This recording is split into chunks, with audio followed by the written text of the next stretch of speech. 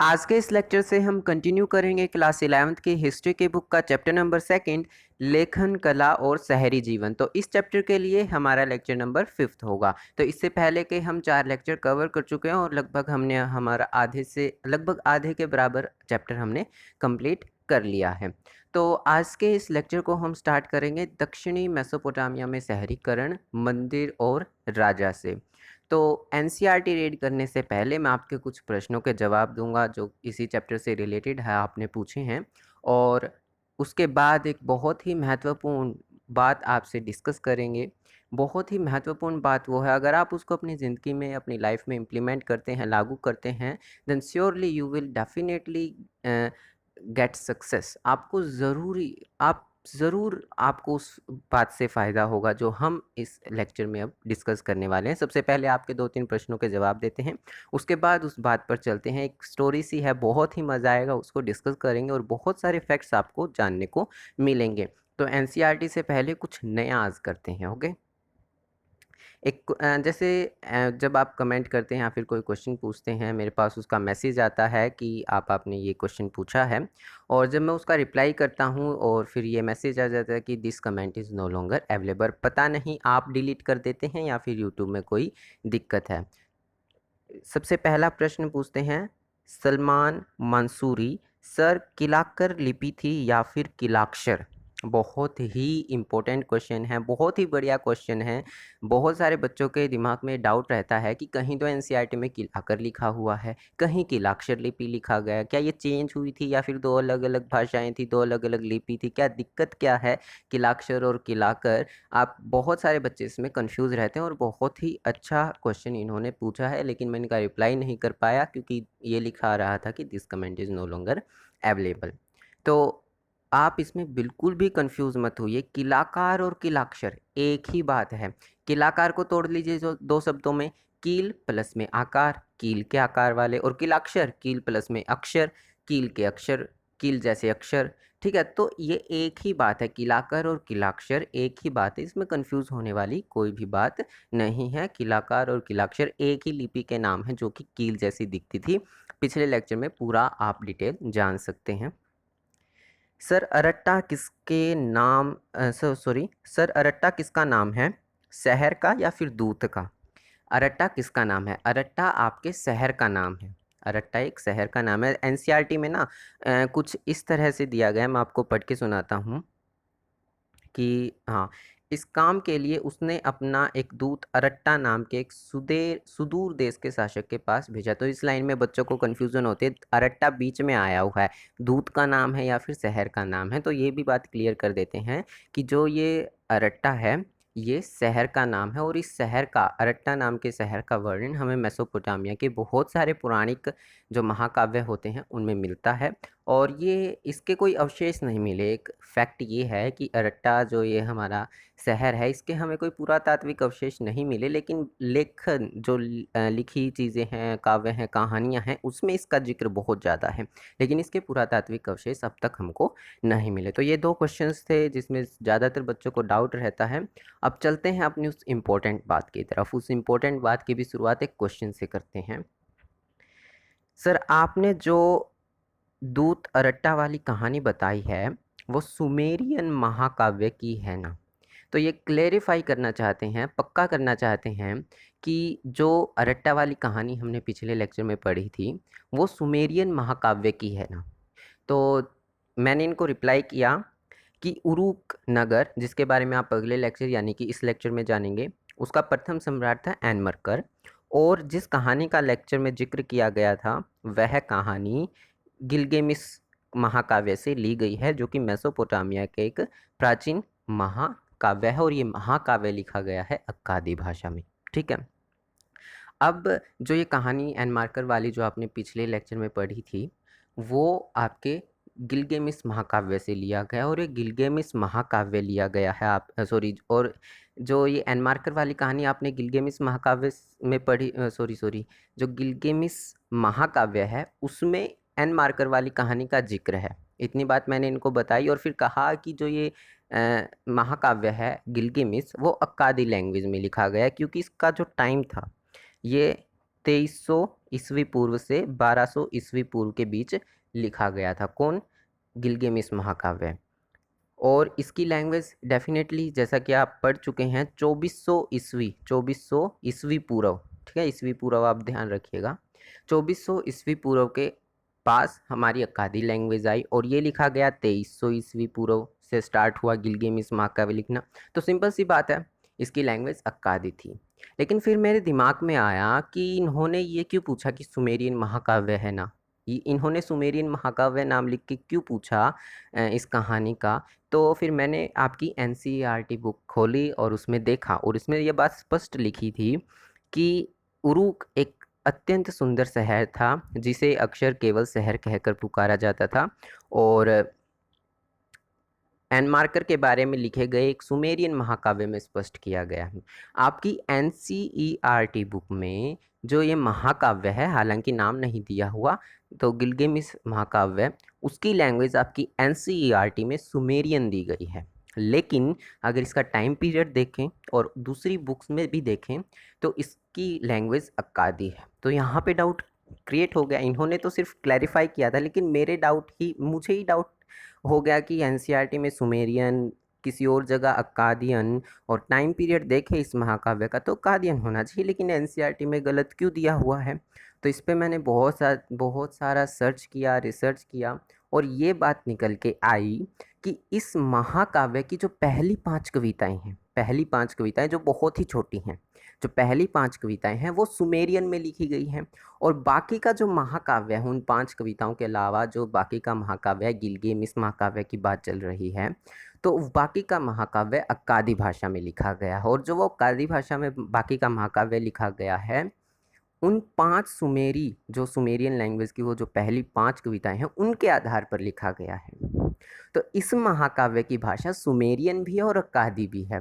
तो कितना बड़ा फैक्ट, मैं भी नहीं जानता था इसके बारे में, इतना बड़ा फैक्ट निकल के आया आपके सिर्फ एक छोटे से क्वेश्चन से। तो मेरा यहीं पर ये बात मैं आपको बताना चाहता हूँ। इसमें आपको क्या बात पता चली कि जो हमारा गिलगामेश महाकाव्य है उससे ये कहानी ली गई है एनमार्कर वाली। एनमार्कर की जितनी भी कहानी है वो सारी गिलगामेश से ली गई है। ओके, तो एनमार्कर वाली कहानी गिलगामेश से ली गई है। गिलगामेश की भाषा सुमेरियन भी और अक्कादियन भी है। तो इतनी बड़ी बात मुझे पता लगी आपके सिर्फ एक क्वेश्चन से, कि आप बस क्लेरिफाई करना चाहते कि थी सुमेरियन महाकाव्य भी है।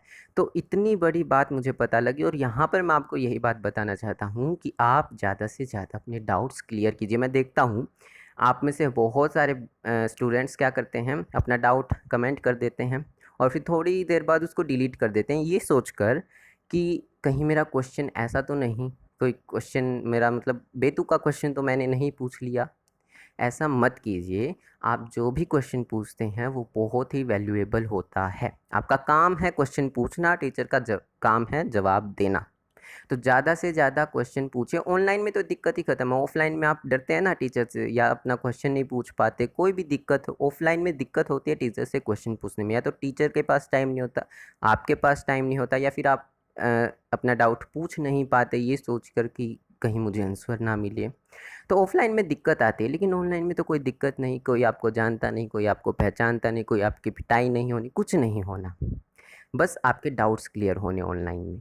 तो इसलिए मैं कह रहा हूँ कि आप जितने से ज़्यादा डाउट्स पूछेंगे, आपको सभी का रिप्लाई मिलेगा, सभी का आंसर मिलेगा, और नई नई बातें हमें पता चलेगी। और इसी को हैप्पी लर्निंग कहते हैं कि हम सभी एक दूसरे के साथ डिस्कस करेंगे और हमें नई नई बातें पता चलेगी। अब कमेंट ही एक ऐसा माध्यम है, एक ऐसा सोर्स है जिसके द्वारा आप और हम बात कर सकते हैं।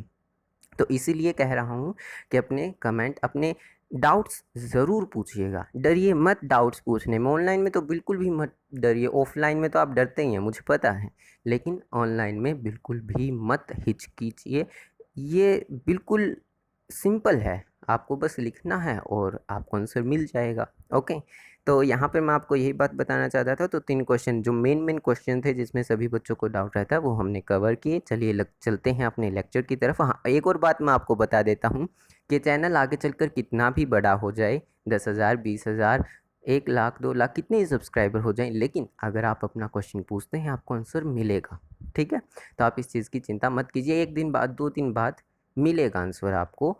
और अपने जितने ज़्यादा डाउट पूछेंगे, देखिए टीचर भी आपके साथ साथ सीखते हैं, ठीक है। तो मुझे भी इस बात का नहीं पता था, आपके छोटे से क्वेश्चन ने इतनी सारी बातें बता दी, तो आपका थैंक यू। और आगे अपने चैप्टर की तरफ चलते हैं। दक्षिणी मेसोपोटामिया का शहरीकरण, मंदिर और राजा। अब हम शहरों के बारे में जान चुके हैं और लेखन कला के बारे में जान चुके हैं। अब हम अध्ययन करने वाले हैं मेसोपोटामिया के शहरों का, और सबसे पहले हम अध्ययन करेंगे उरुक शहर का, जो कि दुनिया का सबसे पहला शहर था। ठीक है, सबसे पहला सबसे पुराना शहर उरुक। 5000 ईसा पूर्व से दक्षिणी मेसोपोटामिया में बस्तियों का विकास होने लगा। इन बस्तियों में से कुछ ने प्राचीन शहरों का रूप ले लिया। ये शहर कई तरह के होते थे। पहले जो वो मंदिरों के चारों ओर विकसित हुए, दूसरे जो व्यापार के केंद्रों के रूप में विकसित हुए, और शेष शाही शहर थे। इनमें से पहली दो श्रेणियों के शहरों पर चर्चा यहाँ पर की जाएगी। आपके इस चैप्टर में हम दो तरह के शहरों के बारे में पढ़ेंगे। एक तो मंदिरों के आसपास विकसित हुए जो शहर, और एक वो शहर जो व्यापार के कारण विकसित हुए। ठीक है ना। मंदिरों के कारण किस तरह विकसित हुए वो इसी लेक्चर में जानेंगे। व्यापार के बारे में आपको बता देता हूँ कि जब दो देशों के बीच में व्यापार शुरू होता है, जब दो प्रदेशों के बीच में व्यापार शुरू होता है, तो उनके कारण उनका विकास होता है और शहरीकरण होता है। और शाही शहर में बच्चों को डाउट रहता है, तो शाही शहर वो होते हैं जो कोई राजा या रानी बसा देता है। मान लीजिए उरूक नगर का राजा है, उसके पास का ही उरूक नगर का जो राजा है, उरूक नगर के पास ही कोई दूसरा शहर बसा दे, तो वो शाही शहर हो जाएंगे। ठीक है ना, जिसमें राजा रानी अहम भूमिका निभाते हैं। तो आज के इस लेक्चर में हम उरूक के बारे में जानने वाले हैं, जो कि मंदिर के पास बसा हुआ शहर है। ओके। बाहर से आकर बसने वाले लोगों ने, उनके मूल स्थान का हमें पता नहीं, अपने गांव में कुछ चुने हुए स्थानों या मंदिरों को बनाना या उनका पुनर्निर्माण करना शुरू किया। सबसे पहला ज्ञात मंदिर एक छोटा सा देवालय था जो कच्ची ईंटों का बना हुआ था। मंदिर विभिन्न प्रकार के देवी देवताओं के निवास स्थान थे, जैसे उर जो चंद्र देवता था, और इनन्ना जो प्रेम व युद्ध की देवी थी। इनन्ना देवी के बारे में आपने वार्का शीर्ष में भी जाना है। ठीक है। ये मंदिर ईंटों से बनाए जाते थे और समय के साथ बड़े होते रहते थे, क्योंकि उनके खुले आंगनों के चारों ओर कई कमरे बने होते थे। कुछ प्रारंभिक मंदिर साधारण घरों से अलग किस्म के नहीं होते थे, क्योंकि मंदिर भी किसी देवता का घर ही होता है। लेकिन मंदिरों की बाहरी दीवारें कुछ खास अंतरालों के बाद भीतर और बाहर की ओर मुड़ी हुई होती थी। यही मंदिरों की विशेषता थी। साधारण घरों की दीवारें ऐसी नहीं होती थी। तो यहाँ पर क्या स्टोरी चलती है? स्टोरी ये चलती है कि कुछ लोग बाहर से आते हैं। मेसोपोटामिया में क्या था, ये देखिए, ये दजला और फरात नदी थी, इसके बीच के क्षेत्र को हम मेसोपोटामिया कहते हैं। नीचे हमारा क्या था, दक्षिणी मेसोपोटामिया। तो मेसोपोटामिया के दक्षिणी भाग में बाहर से लोग आकर बसने लगे, हमें पता नहीं कहाँ से आए। ठीक है। तो बाहर से लोग आकर बसने लगे, और वहाँ पर उन्होंने क्या किया, अब आपको पता है ना, लोग समुदाय में रहते थे। शुरुआत में लोग समुदाय में रहते थे, पर 2 परिवार, 3 परिवार, 4 परिवार।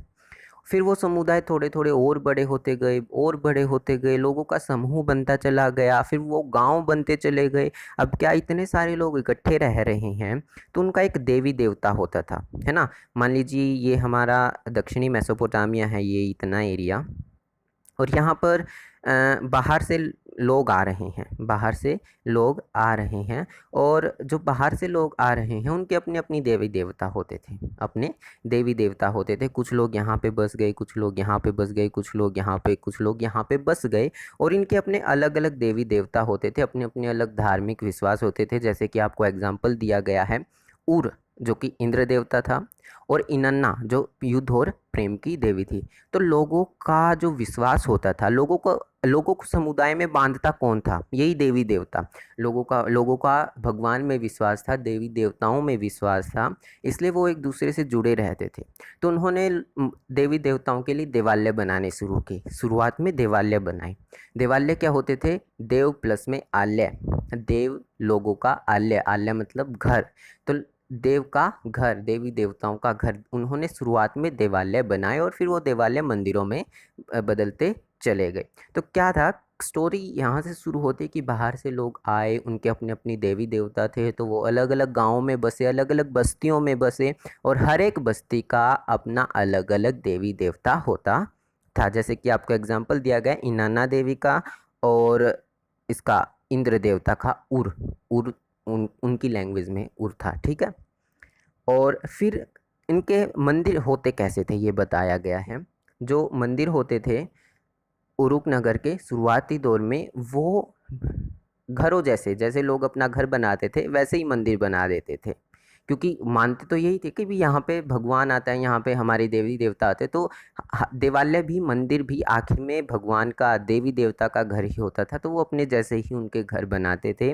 एक फ़र्क होता था कि विशेष अंतरालों के बाद जो मंदिर की दीवारें थी वो विशेष अंतरालों के बाद अंदर बाहर अंदर बाहर अंदर बाहर की ओर मुड़ी होती थी। जैसे मैं अभी आपको पिक्चर में दिखाता हूँ, ये आपका उरुक नगर का मैप है।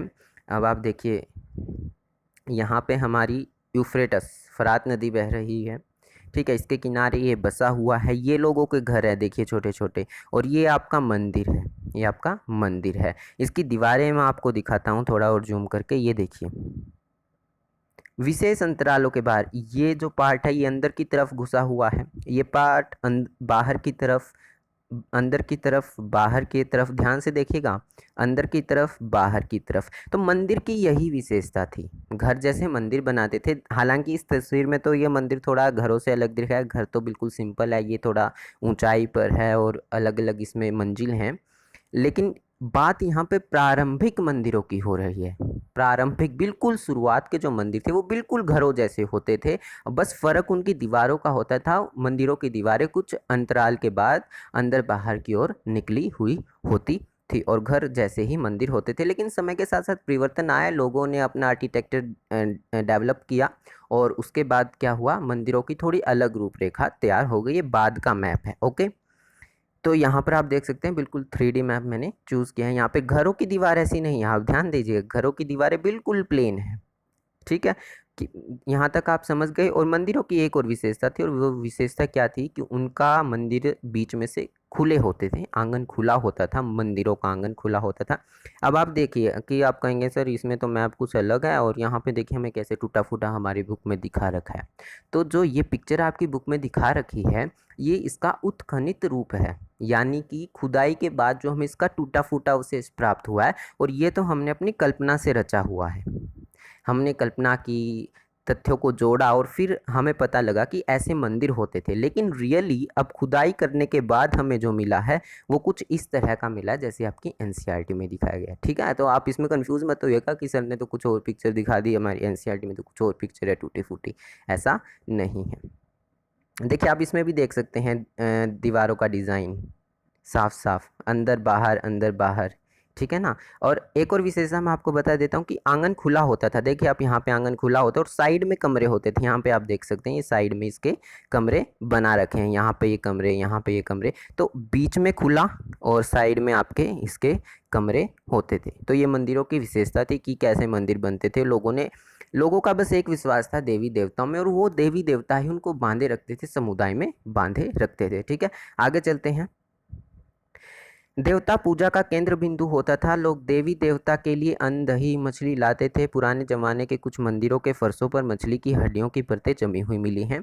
आराध्य देव सैद्धांतिक रूप से खेतों, मत्स्य क्षेत्रों और स्थानीय लोगों के पशुधन का स्वामी माना जाता था। समय आने पर उपज को उत्पादित वस्तुओं में बदलने की प्रक्रिया, जैसे कि तेल निकालना, अनाज पीसना, काटना और ऊनी कपड़ों को बुनना, यहीं की जाती थी। घर के ऊपर के स्तर के व्यवस्थापक, व्यापारियों के नियोक्ता, अन्न, हल जोतने वाले, पशुओं, रोटी, जौ की शराब, मछली आदि के आवंटन और वितरण के लिखित अभिलेखों के पालक के रूप में मंदिरों में धीरे धीरे अपने क्रियाकलाप बढ़ा लिए और मुख्य शहरी संस्था का रूप ले लिया।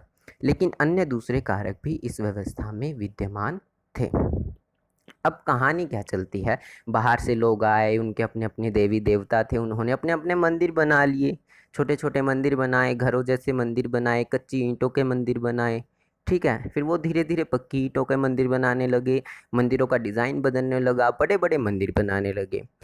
अब धीरे धीरे धीरे धीरे लोग वहीं पर अपने सारे क्रियाकलाप करने लगे। अब क्या था, देवी देवता को मानते थे, कहते थे भी इनाना देवी किसकी है, प्रेम की, युद्ध की देवी है, और जो उर है वो चंद्र देवता है, इंद्र देवता। तो ऐसा क्या था, वो लोग उनको अपना स्वामी मानते थे। जैसे आप मानते ना भगवान, आपका सब कुछ समर्पित, देवी देवताओं को। तो इसी तरह मेसोपोटामिया के लोग थे, अपना सब कुछ समर्पित कर देते थे देवी देवताओं को। वो जो फसल उगाते थे, मेसोपोटामिया उपजाऊ क्षेत्र था, फसल उगाते थे, अन्न उगाते थे, देवी देवताओं को चढ़ाते थे।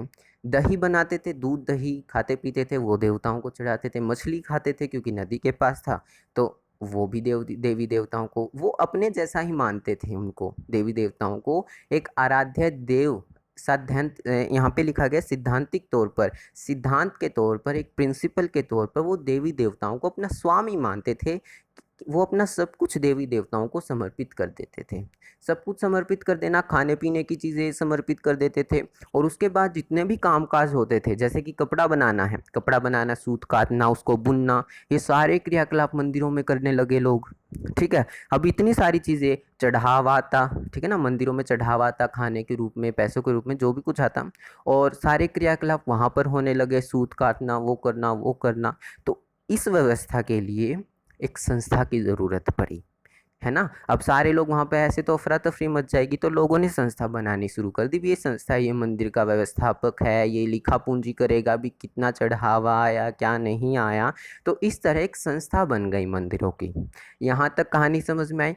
हिस्ट्री नहीं है, कहानी है। कहानी क्या है, लोग बाहर से आए, मंदिर बनाए, मंदिर बने, बड़े बड़े होते चले गए, लोगों के क्रियाकलाप बढ़ते चले गए मंदिरों में, वो करने लगे, वो करने लगे, वो करने लगे, और फिर धीरे धीरे एक संस्था बनानी पड़ी, क्योंकि जितने ज़्यादा काम होंगे उनको रेगुलेशन, उसको मैनेज करने के लिए भी एक मैनेजमेंट कमेटी की ज़रूरत पड़ेगी, है ना। तो इसीलिए एक संस्था बना दी गई, और यही संस्था आगे चलकर शहरों का रूप बनी। एक कारक, जो उरूप नगर था, वो शहर क्यों बना, उसके दो कारक थे। एक कारक क्या था कि मंदिरों का विकास हुआ, और मंदिरों के कारण संस्था बनी। ठीक है, अब पहला कारक ये था, उसके बाद एक और दूसरा कारण था, वो हम डिस्कस करने वाले हैं।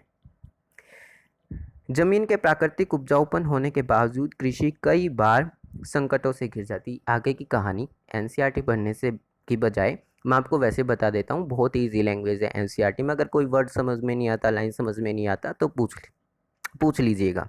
तो यहाँ पे मैं आपको वैसे ही कहानी बता देता हूँ, जैसे कि हमारी दजला और फरात नदी थी। ठीक है, अब दजला और फरात नदी के दक्षिण में लोग बसे थे। तो यहाँ पर कुछ लोग बस गए। मैं एक मिनट रुकिए, ब्रश को थोड़ा, एक मिनट, हाँ ये रहा। तो यहाँ पर लोग बसे थे, यहाँ पर लोग बसे थे, यहाँ पर, यहाँ पर, यहाँ पर, यहाँ पर, यहाँ पर, यहाँ पर। ठीक है, छोटे छोटे बस्तियाँ बसी थी। क्या था, 5000 ईसा पूर्व पहले छोटी छोटी बस्तियों का विकास हुआ। अभी तक हम बस्तियों में पड़े हैं, शहरों का विकास अभी नहीं हुआ है। यहाँ तक पहुँच गए कि मंदिर लोग बनाने लगे और संस्थाओं का निर्माण हुआ। अब दूसरी कहानी यहाँ पर अब हम पढ़ते हैं। इसमें क्या होता है कि दजला और फरात नदी है, इसके दक्षिण में लोग रह रहे हैं। अब फरात नदी तो यहाँ से भी जाएगी, यहाँ से भी जाएगी, यहाँ से भी जाएगी, ऊपर से नीचे तक आएगी। क्लियर। अब क्या करते हैं जो लोग ऊपर, फरात नदी के ऊपर रहते, ठीक ना, ऊपरी भाग में रहते, वो क्या करते, या तो सारा का सारा पानी अपने खेतों की तरफ ले जाते, नीचे वालों को कुछ मिलता ही नहीं। या फिर जो मिट्टी में गाद होती है, जो साद होते हैं, जो मृतिका होती है, जो गाद होती है, ठीक है ना, कई जगह गहरा भी कहते हैं इस चीज़ को।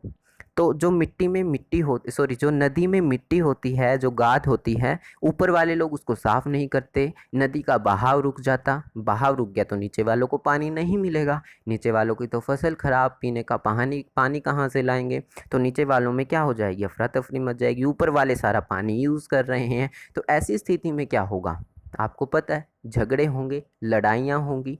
तो अब क्या होता, इस स्थिति के कारण, पानी के कारण, इन सारी बस्तियों में लड़ाई होने लगती। अक्सर होती, रोज़ का काम था इनका, कभी इसके इसके साथ हो जाती, कभी इसकी इसके साथ, इसकी इसके साथ। अब जब लड़ाई होती है, युद्ध होता है, तो उसका कोई नेता होता है ना। इस बस्ती का कोई नेता था और इस बस्ती का कोई नेता था, इन दोनों के बीच में लड़ाई हुई। इनके लोग, इन लोगों का कोई और नेतृत्व कर रहा था, इन लोगों का कोई और नेतृत्व करता था। तो मेसोपोटामिया, दक्षिणी मेसोपोटामिया के लोग पानी की वजह से इसी तरह लड़ते रहते, लड़ते झगड़ते रहते, लड़ते झगड़ते रहते, इनका डेली का काम था। अब क्या हुआ, एक नेता, ठीक है ना, नेता लोग जो थे, वो लोगों को उकसाते कि हमें पानी चाहिए, हमें उनसे लड़ना होगा। वो वाले उनको कहते कि हमें लड़ना होगा तो सभी ऐसे लड़ते, नेता अहम भूमिका निभाते लड़ाई में, झगड़ों में। अब लड़ाई झगड़ा ख़त्म होने के बाद जब मामला सुलझ जाता तो नेताओं का पता ही नहीं चलता कि कहाँ गए, क्या है, बिल्कुल सिंपल ज़िंदगी वो जीने लगते, नेता भी। अब एक समय ऐसा आया जब नेताओं ने ये देखना शुरू किया कि मुझे लोगों को इकट्ठा बांध के रखना है। पहले तो क्या था कि नेता लोग लड़ाई करवा देते और बात ख़त्म, आगे कोई कुछ नहीं होता, जैसे थे वैसे फिर बस जाते। लेकिन एक टाइम ऐसा आया कि नेता लोगों ने इनके दिमाग में खुराफात मची कि हमें एक ऐसा काम करना चाहिए जिसकी वजह से ये लोग, मेरे समुदाय के लोग, मेरे समूह के लोग मेरे साथ जुड़े रहें, हमारी संख्या बढ़े, हमारा एरिया बढ़े, हमारा क्षेत्र बढ़े। और जब भी ऐसा क्यों सोचा उन्होंने कि हमारे लोगों की संख्या बढ़े, हमारा एरिया बढ़े, हमारा प्रभुत्व बढ़े? ऐसा इसलिए सोचा क्योंकि कभी भी लड़ाई करनी पड़ सकती है। अब डेली का काम तो था लड़ाई का, अब कभी भी लड़ाई करनी पड़ सकती थी और जीतना ज़रूरी होता था अगर पानी चाहिए तो इसीलिए नेता लोगों ने सोचा कि हमें संगठित होकर रहना चाहिए। तो जो नेता लोग थे वो ऊपर आने लगे, अपने अस्तित्व में बने रहने लगे। अस्तित्व में बने रहने लगे का मतलब कि वो काम को संचालित करने लगे। ऐसा नहीं कि लड़ाई हुई और फिर काम छोड़ दिया, नहीं, वो लोगों को निर्देशित करने लगे। अब लोगों के बीच लोकप्रियता हासिल करने का सबसे अच्छा साधन हमारे मंदिर थे। अब यहाँ पे स्टोरी, जो मंदिर वाली स्टोरी थी और जो ये नेता लोगों के लड़ाई झगड़े वाली स्टोरी थी, इनको कनेक्ट करते हैं। अब क्या हुआ, नेता लोगों ने सोचा कि हमें लोगों को संगठित करना है। अब संगठित करने के लिए उनको लोगों के बीच लोकप्रियता बढ़ानी पड़ेगी, ये दिखाना पड़ेगा कि मैं आपकी सेवा कर रहा हूँ, मैं आपको चाहता हूँ और हम सब एक है। ये दिखाने के लिए उन्होंने मंदिरों को चुना। वो क्या करते, मंदिरों में जाकर अपनी आस्था प्रकट करते कि हम भी आपके देवी देवता को मानते हैं। और क्या करते, कहते कि ये मंदिर है, इसको सजाना चाहिए, अपना चढ़ावा देते मंदिरों में चढ़ावा देते तो लोगों को लगता कि भला आदमी है, अच्छा आदमी है। मंदिरों में चढ़ावा देते और कहते कि मंदिरों को सजाना चाहिए, ठीक है ना। यहाँ पे फिर कहानी अलग हो जाती है, जैसे मैं आपको एनसीईआरटी में दिखाता हूँ। जब किसी क्षेत्र में लंबे समय तक लड़ाई चलती तो मुखिया लड़ाई जीतते थे और वे अपने साथियों तथा अनुयायियों को लूट का माल बांटकर खुश हो जाते थे तथा हारे हुए समूह लोगों को बंदी बनाकर अपने साथ ले जाते थे। तो क्या हुआ, लड़ाई हुई, एक इस क्षेत्र वाले लोगों ने इनको हरा दिया। हराने के बाद इनके लोगों को बंदी बना लिया। अब नेता लोग क्या करते, इनके मंदिरों में जाकर अपनी आस्था प्रकट करते और फिर लोगों के बीच लोकप्रियता हासिल कर लेते। और फिर क्या होता कि लोग मंदिरों के आसपास बसने लगे। मंदिरों के आसपास क्यों बसने लगे, अब हम उस चीज़ से लिंक करते हैं। कहानी बहुत लंबी है, लिंक करते रहिए। कि हमने पहले शहरों के बारे में पढ़ा था ना कि वहाँ पर व्यापार होता है। अब मंदिर थे, मंदिरों में संस्थाएं थी, नेता लोग आए, नेता लोगों ने अपनी आस्था प्रकट की, वहाँ पर रहे, लोगों के बीच लोकप्रियता बढ़ाई, लोगों को संगठित किया, बुलाया, आओ आप मेरे पास आओ, हम रहेंगे, इकट्ठे रहेंगे, ठीक है ना। और आसपास रहेंगे, सुरक्षा महसूस होती। लोग भी जब इकट्ठे रहेंगे तो उनको सुरक्षा महसूस होगी। ओके, तो लोग भी इकट्ठे रहने में खुश थे और नेता लोग भी उनको बुलाते रहते। क्यों? क्योंकि उनको कभी भी सेना की ज़रूरत पड़ सकती थी। इस बात को दिमाग में याद रखिएगा, ठीक है। कहीं भी क्वेश्चन पूछ सकते हैं। तो अब जब वो मंदिरों में जाने लगे, मंदिरों में चढ़ावा देने लगे, इसको हम व्यापार से लिंक करने वाले हैं। अब कैसे? अब आपने एन मार्कर की कहानी पढ़ी ना। एन मार्कर जो था उसने अपने दूत को अरट्टा शहर में भेजा। अरट्टा शहर में भेजा किस लिए? ताकि उसको मंदिर सजाना था। कौन सा मंदिर सजाना था? मैंने आपको बताया था, इनाना देवी का मंदिर सजाना था। तो उस देवी का मंदिर सजाने के लिए एन मार्कर ने अपने दूत को भेजा। अब दूत वहाँ से वो पत्थर लाया, धातु लाया, सजावटी सामान लाया, उनके बीच में व्यापार बढ़ा तो लेखन कला बढ़ी, और जब व्यापार और लेखन कला मिक्स हो जाते हैं तब शहर बन जाता है। सिंपल सी बात। ऐसा ही उरूक नगर में हुआ। एन मार्कर की वाली कहानी यही थी कि जो नेता लोग थे उन्होंने मंदिरों को सजाना शुरू कर दिया। जब मंदिरों को सजाना शुरू कर दिया, जैसे कि आपने वो पीछे कहानी पढ़ी, तो वो दूसरी जगहों से सामान लाने लगे। मेसोपोटामिया में तो धातुएं वगैरह होती नहीं थी, सिर्फ और सिर्फ कृषि होता था। तो वहाँ से जब वो धातु लाते तो अपना अनाज वहाँ पे वहाँ के लोगों को दे आते, जैसे कि आपने अरट्टा वाली कहानी में पढ़ा। और इसके कारण व्यापार विकसित हुआ, और जैसे ही व्यापार विकसित हुआ शहर विकसित हो गए, और शहर विकसित हो गए तो क्या हुआ, शहरीकरण हो गया और हमारा एक नया नगर उरुक सामने आया। ठीक है, ये कहानी थी पूरी। पहले तो हमने मंदिरों के बारे में पढ़ा, फिर जाना कि उनमें संस्थाओं का निर्माण होने लगा जैसे जैसे मंदिर बढ़े।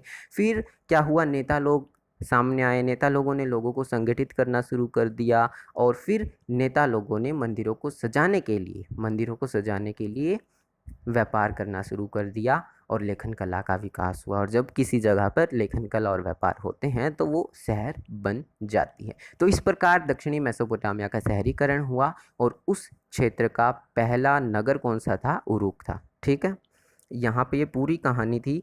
आपको इसमें से कुछ भी समझ में ना आए ना, एनसीईआरटी मैंने आज रीड नहीं किया, तो आप कमेंट में मुझे बता दीजिएगा। ठीक है, कोई दिक्कत नहीं है, बहुत ही ईजी लैंग्वेज में, ये तो बिल्कुल एक कहानी सी थी। ओके, आगे चलते हैं जहाँ से आपकी डेट्स वगैरह शुरू होती हैं। ये रहा उरुक। उरुक जो उन दिनों में सबसे पुराने मंदिर नगरों में से एक था। वहाँ से हमें सशस्त्र वीरों और उनके हताहत हुए शत्रुओं के चित्र मिले हैं, और सावधानी पूर्वक किए गए पुरातत्वीय सर्वेक्षणों से पता चलता है कि 3000 ईसा पूर्व के आसपास जब उरुक नगर का 250 हेक्टेयर भूमि में विस्तार हुआ था, तो उसके कारण दर्जनों छोटे छोटे गांव उजड़ गए थे, और बड़ी आबादी का विस्थापन हुआ। उसका यह विस्तार शताब्दियों बाद फले फूले मोहनजोदड़ो नगर से भी 2 गुना था। अब देखिए, अब क्या हुआ, लोगों ने यहाँ पे क्या हुआ, उरुक नगर बसा, तो यहाँ पे छोटे छोटे बस्तियाँ थी, छोटे छोटे मोटे गांव थे। जब लोगों को ये पता लगा ना ये एक बड़ा शहर हो गया है, बड़ा शहर हो गया है, तो क्या हुआ, अब छोटे छोटे शहरों में रहने का कोई फ़ायदा नहीं है। जब यहाँ पर रोज़गार ज़्यादा है, सुख सुविधाएं ज़्यादा हैं, व्यापार हो रहा है, लेखन कला का विकास हो रहा है, लोग उच्च जीवन शैली जी रहे हैं, पूरी व्यवस्था यहाँ पर है, तो लोग छोटे छोटे बस्तियों में और गाँव में क्यों रहेंगे। आप आज भी देख सकते हैं कि गांव से लोग शहरों में आ रहे हैं। तो उस वक्त भी जो ये गांव में लोग रहते थे, इनका विस्थापन हुआ। विस्थापन मतलब एक जगह से दूसरी जगह चले जाना। तो ये गांव से रहकर इस उरुक नगर में बसने लगे, जिसके कारण उरुक नगर का क्या हुआ, जनसंख्या भी बढ़ी और एरिया भी बढ़ा। अब क्या है, ये सारा एरिया, ये सारा का सारा उरुक नगर बन गया। तो ये इसी तरह शहरों के विकास की प्रक्रिया चलती है। देखो हमने सब चीज़ों को जोड़ लिया ना। चलिए, अब यहाँ पे मैं आपको फैक्ट्स बताता हूँ बहुत सारे।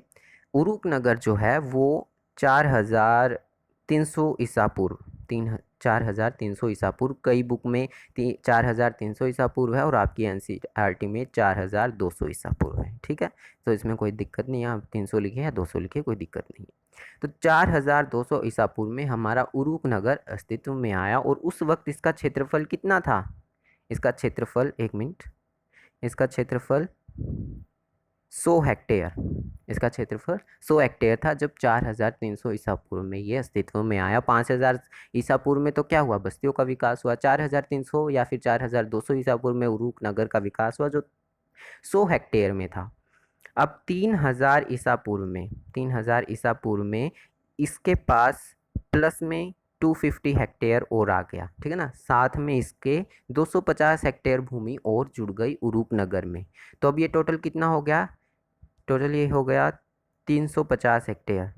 ओके, 350 हेक्टेयर, और 2800 ईसा पूर्व, 2800 ईसा पूर्व में ये 350 से बढ़कर 400 हेक्टेयर हो गया। ठीक है, ये काउंटिंग आप ध्यान रखना, ये मैथमेटिक्स सारा याद रखना, क्योंकि यहाँ पे बच्चे कंफ्यूज हो जाते हैं। पूछते हैं कि 3000 ईसा पूर्व के पास 250 हेक्टेयर भूमि थी, कहीं लिख रहे हो कि 2800 ईसा पूर्व के पास 2800 ईसा पूर्व के आसपास हो गई, 400 इतनी जल्दी कैसे बढ़ी, क्या हुआ क्या नहीं हुआ। तो ये पूरा मैथमेटिक्स मैंने आपको बता दिया। जब शुरू में था 4200 ईसा पूर्व में, तब 100 हेक्टेयर था। फिर 3000 ईसा पूर्व में 250 और उसमें ऐड हो गया, 350 हेक्टेयर हो गया। फिर 2800 ईस्वी यानी कि 200 साल बाद फिर उसमें कितना हो गया, 400 हेक्टेयर हो गया। ठीक है, ये सारा आप याद रखिएगा। यहाँ तक इतना ही था एनसीईआरटी में। और एक लाइन यहाँ पे आती कि उसका विस्तार शताब्दियों बाद फले फूले मोहनजोदड़ो नगर से 2 गुना था। यानी जब हमारा मोहनजोदड़ो जो कि 2600 ईस्वी पूर्व में फला फूला था, तो उससे सैकड़ों शताब्दियों बाद फला फूला था, ठीक है ना, 200 शताब्दियों बाद फला फूला था, तो उससे भी 2 गुना था। इतना पुराना और इतना बड़ा था हमारा उरुक नगर, ठीक है ना। मोहनजोदड़ो कौन सी सभ्यता में आता है? हड़प्पा सभ्यता में। अब यहाँ पे क्या था, कहानी शहरों के बसने की ख़त्म होती है। शहर कैसे बसा, उरूप नगर कैसे बसा? मंदिर थे, मंदिर में संस्था थी, फिर हमारे नेता लोग आए, नेता लोगों ने व्यापार शुरू कर दिया, व्यापार शुरू कर दिया, लेखन कला शुरू हो गई, लेखन कला शुरू हो गई, उरूप नगर बस गया। उरूप नगर बस गया तो उसका एरिया बढ़ता चला गया, जनसंख्या बढ़ती चली गई क्योंकि लोगों का विस्थापन हुआ। अब उरूप नगर दुनिया का सबसे पहला और सबसे बड़ा शहर बनकर उभर चुका था। अब उसमें चीज़ें कैसे होती थी, लोग क्या काम करते थे, ये बात हम थोड़ी सी जानने वाले हैं। युद्ध बंदियों और स्थानीय लोगों को अनिवार्य रूप से मंदिर का अथवा प्रत्यक्ष रूप से शासक का काम करना पड़ता था। अब युद्ध बंदी जो नेता लोग जीतते चलते थे एरिया को लड़ाई में, ठीक है ना, युद्ध बंदी, फिर उनके लोगों को युद्ध बंदी बना लेते थे, ठीक है ना, अपना नौकर चाकर बना लेते थे। तो स्थानीय लोगों को, वहाँ के लोगों को और युद्ध बंदियों को सभी को मंदिर का काम करना पड़ता था। और राजा जो कहता था, अब जो नेता थे वो राजा बन चुके थे, ये बात ध्यान रखना, जो शुरू में कबीलों के या फिर समुदाय के नेता थे वो राजा बन चुके हैं। राजा का काम करना पड़ता और मंदिरों का काम करना पड़ता, कोई टैक्स वैक्स नहीं देना पड़ता था, लेकिन काम करना पड़ता था। कृषि कर भले न देना पड़े पर काम करना अनिवार्य था। कृषि कर क्या होता है? टैक्स, खेती पर कर, खेती पर टैक्स। जिन्हें काम पर लगाया जाता था उन्हें काम के बदले अनाज दिया जाता था। सैकड़ों ऐसी राशन सूचियां मिली हैं जिसमें काम करने वाले लोगों के नामों के आगे उन्हें दिए जाने वाले अनाज, कपड़े और तेल आदि की मात्रा लिखी गई। अब जो लोग काम कर रहे हैं, मंदिरों में काम कर रहे हैं, मंदिर की रिपेयर कर रहे हैं, शासक का काम कर रहे हैं, तो उनको कुछ मिलना तो चाहिए, तो उनको अनाज दे देते थे, कपड़े दे देते थे। और ऐसे हमें हज़ारों की संख्या में राशन सूचियाँ मिली हैं, पट्टिकाएँ मिली हैं, जिस पर लिखा गया है भी फलां फलां बंदे को इतना राशन दिया गया, फलां फलां बंदे को इसको इतना दिया गया और इसको इतना दिया गया, ये हमें मिली है लिखी हुई, तभी हम कह रहे हैं। ओके। एक अनुमान के अनुसार इन मंदिरों में से एक मंदिर को बनाने के लिए 1500 आदमियों ने 5 साल तक प्रतिदिन 10 घंटे काम किया। 5 साल तक 1500 आदमियों ने हर रोज़ 10 घंटे काम किया और तब जाकर एक मंदिर बना था। ये आंकड़ा याद रखिएगा आप। शासक के हुक्म से आम लोग पत्थर खोदने, धातु खनिज लाने, मिट्टी से ईंटें तैयार करने और मंदिरों में लाने। अब जो शासक था, जो पहले नेता हुआ करते थे, वो शासक बन चुके थे। अब जो वो लोग, जो शासक लोग कहते, स्थानीय लोग, सामान्य लोग उनका पालन करते क्योंकि वो लोकप्रिय हो चुके थे। लोग अब उनको मानने लगे थे। ठीक है, अब जो वो कहते कहते कि भी धातु लाओ, हमें मंदिरों को सजाना है, तो लोग धातु लाते। कहते कि पत्थर को खोदो, जमीन को खोदो, मंदिर बनाना है, तो लोग खोद देते। तो ऐसे काम चलता रहता था। और सुदूर देशों में जाकर मंदिरों के लिए उपयुक्त सामान जुटे रहते। इसकी वजह से 3000 ईसा पूर्व के आसपास यूरोप में खूब तकनीकी प्रगति हुई और अनेक प्रकार के शिल्पों के लिए कांसे के औजारों का प्रयोग होता था। 3000 ईसा पूर्व में कौन सा युग प्रारंभ होता है? कांस्य युग। ठीक है, तो कांसे का भी प्रयोग होने लगा। वस्तुविदों ने ईंटों और स्तंभों को बनाना सीख लिया क्योंकि उन दिनों बड़े बड़े कमरों की छतों को बोझ संभालने के लिए सहतीर बनाने हेतु उपयुक्त लकड़ी नहीं मिलती थी। तो जो वस्तुविद थे, शिल्पकार थे, उन्होंने घरों को अच्छी, उनका आर्किटेक्चर डेवलप हो गया क्योंकि कांसा भी आ गया था, लकड़ी भी थी और हमारे पत्थर भी थे। सैकड़ों लोगों को चिकनी मिट्टी के शंकु, कौन कौन शंकु क्या होता है? ये आपकी, जैसे आपने बर्थडे कैप देखी होगी, तो इस तरह के बर्थडे कैप देखे, उसको हम कोन का आकार होता है उसका, बनाने और पकाने के काम में लगाया जाता था। इन शंकु को भिन्न भिन्न रंगों में रंग कर ये डिज़ाइनिंग का काम था कि शंकु बनाए मिट्टी के, जैसे आपकी बर्थडे कैप होती है, उनमें अलग अलग रंग रख दिए और दीवारों पर टांग दिया मंदिरों को और वो सजावटी बन गए। ओके। तभी प्रौद्योगिकी क्षेत्र में ऐसे ऐसे लोग क्या करें, मूर्ति कला भी उच्च कोटि की हो गई, लोग मूर्तियां भी बनाने लगे, मंदिरों को भी सजाने लगे। और जैसे जैसे इन चीज़ों की आवश्यकता बढ़ी, शहर बढ़े, व्यापार बढ़ा और तकनीकी प्रगति, और तब एक प्रौद्योगिकी क्रांति हुई और वो थी कुम्हार के चाक का निर्माण। अब लोगों को हाथ से चीज़ें बनानी पड़ती थी, टाइम लगता था। अब फिर क्या हुआ, मेसोपोटामिया में कुम्हार के चाक का आविष्कार हुआ। सबसे पहले कुम्हार का चाक, आपने देखा ना, जो कुम्हार वो गोल गोल घुमाता है चाक और फिर बर्तन अपने आप गोल गोल घूम के बर्तन बनाते हैं, मटका बनाता है, आपने देखा होगा।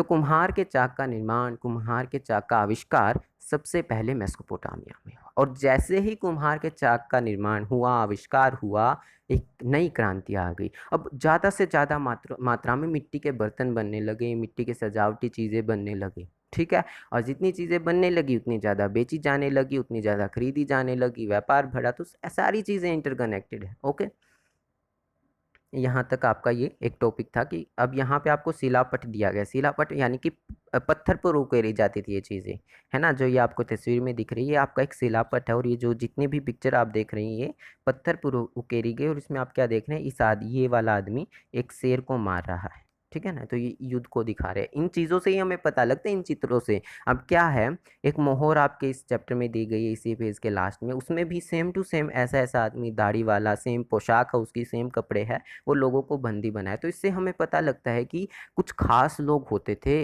जिनको वीर कहा जाता था, वीरतापूर्वक जो लोगों का सामना करते थे। जैसे इसको शेर को मारते हुए दिखाया गया है, वो लोगों को बंदी बना रहा है। तो इन्हीं चीज़ों से हमें पता लगता है यही इतिहास के स्रोत कहलाते हैं, ठीक है। तो इसके बाद आपका एक मोहर वाला टॉपिक आता है, मोहर मुद्राएं, ठीक है ना। वो अगले लेक्चर में क्या पता स्पेशल लेक्चर मोहर मुद्राओं वाला ही आ जाए आपका, वो आगे हम डिस्कस करेंगे। आज के इस लेक्चर को यहीं पर ख़त्म करते हैं। हमने रूपनगर को पूरी तरह से जान लिया कि कैसे उसका विकास हुआ और फिर थोड़ी सी उनकी प्रगति कैसे हुई वो भी हमने जान लिया।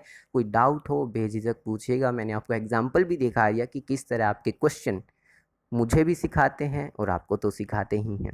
तो इसलिए keep learning, keep smiling and keep watching. मिलते हैं अगले लेक्चर में। Thank you.